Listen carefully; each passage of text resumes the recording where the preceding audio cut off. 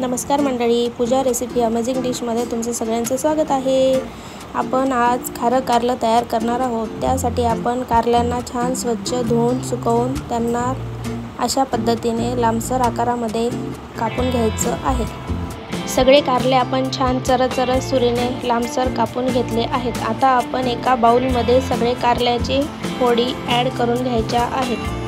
बाउलमध्ये सगळ्या कारल्याच्या फोडी ॲड झाल्यावर आपण त्यामध्ये 1 चम्मच एवढे मीठ ॲड करून सगळे मीठ अशा पद्धतीने कारल्यांना लावून घ्यायचं आहे।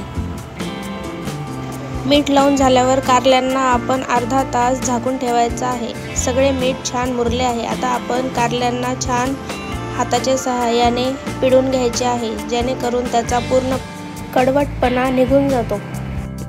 सगळे कारले आपण छान पिळून घेतले आहेत, त्याचा पूर्ण कडवटपणा काढून घेतला आहे। आता आपण भाकरी शिजवून घेतलेल्या गरम लोखंडी तव्यावरच हे कारले छान तयार करून घ्यायचे आहेत। कारल्यांना छान तव्यावर पसरवून घ्यायचं आहे। उलटण्याने कारल्यांना छान आलटून पलटून तव्यावर 2 मिनिटं भाजून घ्यायचं आहे।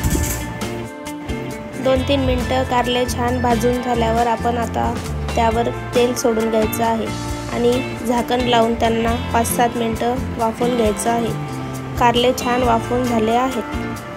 त्यांना आलटून पलटून त्यावर परत झाकण लावून त्यांना 2-3 मिनिटं शिजेपर्यंत